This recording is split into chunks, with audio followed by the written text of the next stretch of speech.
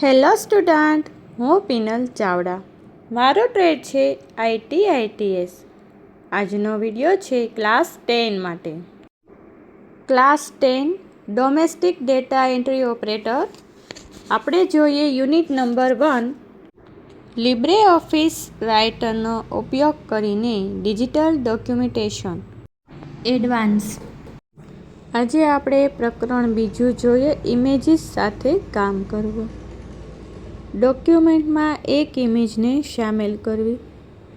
લિબ્રે office writer વિવિધ tools આપીને images, આકારો, ચાર્ટ અને ડાયાગ્રામ પર કામ કરવાની સુવિધા પ્રદાન કરે છે. કોમ્પ્યુટર પર સંગ્રહિત ઇમેજ ફાઇલને વિવિધ રીતે ડોક્યુમેન્ટમાં શામેલ કરી શકાય છે, જેમ કે ઇન્સર્ટ ઇમેજ ડાયલોગનો ઉપયોગ કરીને, ડ્રેગ એન્ડ ડ્રોપ વિકલ્પનો ઉપયોગ કરીને અને કોપી અને પેસ્ટ વિકલ્પનો ઉપયોગ કરીને. છેલ્લે લિંકિંગથી આપણે ઇમેજ છે એ એડ કરી શકીએ છીએ. લિબ્રે ઓફિસ રાઇટરમાં આપણે ઘણા બધા ટૂલ જોયા છે. તેમાં આપણે ઇમેજ, આકાર હોય, ડાયાગ્રામ હોય, કોઈ ચાર્ટ હોય, પાઈ ચાર્ટ છે જે તમને ખ્યાલ હશે, તે આપણે છે તેમાં એડ કરી શકીએ છીએ.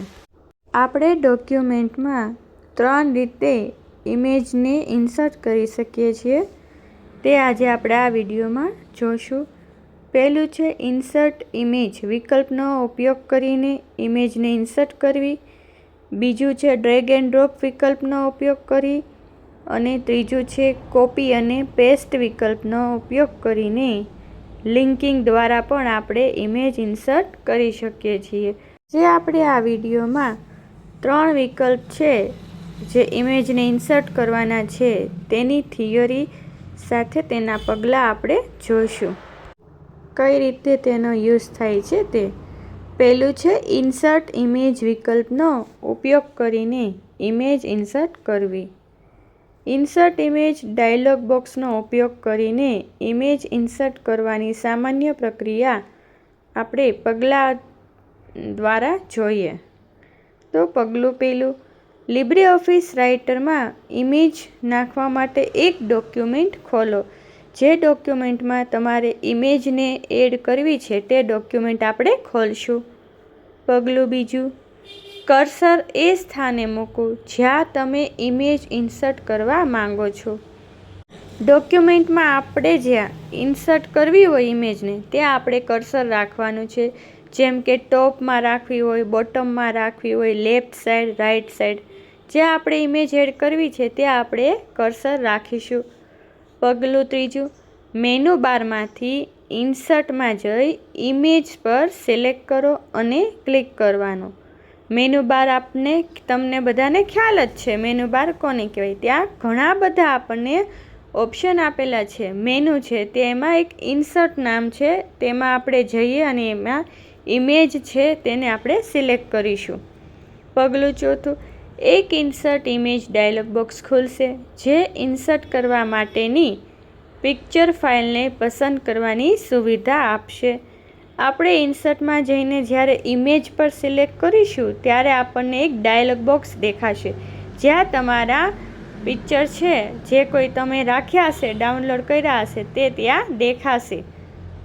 પગલું પાંચમું, ફાઇલ સિલેક્ટ કરો અને ડોક્યુમેન્ટમાં ઇમેજ ઇન્સર્ટ કરવા માટે ઓપન બટન પર ક્લિક કરો. જે તમારે પિક્ચર રાખવું હોય તેના પર તમારે સિલેક્ટ કરવાનું. ત્યાર પછી તમારે ઓપન પર ક્લિક કરવાનું રહેશે. ક્લિક કર્યા બાદ જ્યાં તમે કર્સર રાખ્યું હશે ત્યાં તમારી સિલેક્ટેડ ઇમેજ જે તમે સિલેક્ટ કરી હશે તે આવી જશે. હવે આપણે બીજી રીત જોઈએ, ડ્રેગ એન્ડ ડ્રોપ વિકલ્પનો ઉપયોગ કરીને ઇમેજ ઇન્સર્ટ કરવી.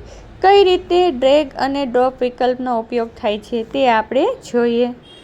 ડોક્યુમેન્ટમાં ઇમેજીસ ઇન્સર્ટ કરવાનો બીજો વિકલ્પ છે ડ્રેગ એન્ડ ડ્રોપ વિકલ્પનો ઉપયોગ કરવો. માનક પ્રક્રિયા એ છે કે ઇમેજને તેના સોર્સમાંથી ખેંચીને તેને ડોક્યુમેન્ટ ઇચ્છિત સ્થાન પર મૂકવી. ડ્રેગ એન્ડ ડ્રોપ વિકલ્પનો ઉપયોગ કરીને ઇમેજ ઇન્સર્ટ કરવાની સામાન્ય પ્રક્રિયાના પગલાં આપણે જોઈએ. પગલું પહેલું, ઇમેજ ઇન્સર્ટ કરવા માટે લિબ્રેઓફિસ રાઇટરમાં ડોક્યુમેન્ટ ખોલો. તમારે જે ડોક્યુમેન્ટમાં ઇમેજ ઇન્સર્ટ કરવી છે તે આપણે લિબ્રેઓફિસ રાઇટરમાં ખોલવાની.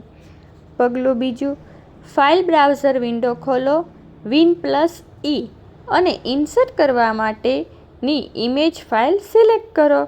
તમારે ફાઇલ બ્રાઉઝર વિન્ડો ખોલવું હોય તો એની શોર્ટકટ કી છે Win+E. પગલું ત્રીજું, ઇમેજને ડોક્યુમેન્ટમાં ડ્રેગ કરો. આપણે જે ઇમેજ છે તમને જે કોઈ પણ રાખવી હોય તે તમારે ત્યાંથી ડ્રેગ કરવાની. પગલું ચોથું, ડોક્યુમેન્ટમાં તમે તેને જ્યાં જોવા માંગો છો ત્યાં તેને ડ્રોપ કરો. આપણે જે ડોક્યુમેન્ટમાં ઇન્સર્ટ કરવાની હતી ઇમેજ ત્યાં તમારે તેને ડ્રોપ કરી દેવાની. આ રીતે તમારી ઇમેજ ત્યાંથી આવી જશે. હવે આપણે ત્રીજી રીત જોઈએ. કોપી એન્ડ પેસ્ટ પદ્ધતિનો ઉપયોગ કરીને ઇમેજ ઇન્સર્ટ કરવી. ઉપર જણાવ્યા મુજબ ડોક્યુમેન્ટમાં ઇમેજ ઇન્સર્ટ કરવાની બીજી રીત છે કોપી અને પેસ્ટ પદ્ધતિનો ઉપયોગ કરવો. આ પદ્ધતિમાં ઇમેજને ખેંચવાને બદલે ઇમેજને કોપી કરો અને પછી ડોક્યુમેન્ટના ઇચ્છિત સ્થાન પર પેસ્ટ કરો. આપણે આગળ જોયું કે ડ્રેગ એન્ડ ડ્રોપમાં આપણે ખેંચીને ઇમેજ મૂકતા હતા. આમાં આપણે એવું કરવાનું છે કે કોપી કરીને પેસ્ટ કરી લેવાની છે. હવે જોઈએ લિંકિંગ દ્વારા ઇમેજ ઇન્સર્ટ કરવી. જો ડોક્યુમેન્ટમાં એક જ ઇમેજની એકથી વધુ કોપી ઇન્સર્ટ કરવાની હોય તો ઇમેજ ઇન્સર્ટ કરવાને બદલે ઇમેજની લિંક સેવ કરવી ફાયદાકારક છે. આપણે ડોક્યુમેન્ટમાં એકથી વધુ જો આપણે કોપી એકની એક ઇમેજ જોતી હોય તો આપણે એની લિંક છે એ સેવ કરી લેવી જોઈએ. લિંક ઇન્સર્ટ કરવાથી ઇમેજને બદલે તેનો સંદર્ભ સ્ટોર થાય છે.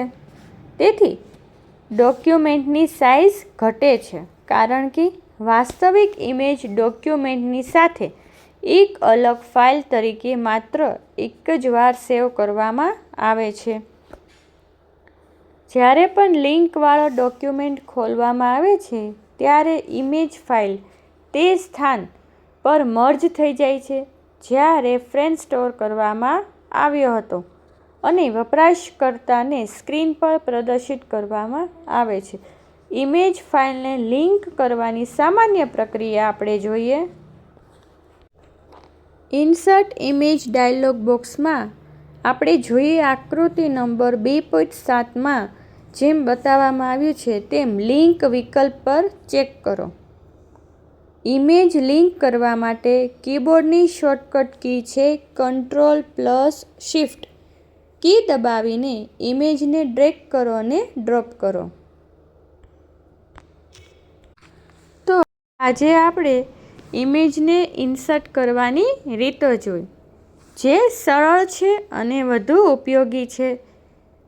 તો તમને હવે સમજાઈ ગયું હશે કે કઈ રીતે ઇમેજને ઇન્સર્ટ કરવી અને કઈ કઈ પદ્ધતિથી. ચાલો ફરી મળીશું. આવજો. Thank you.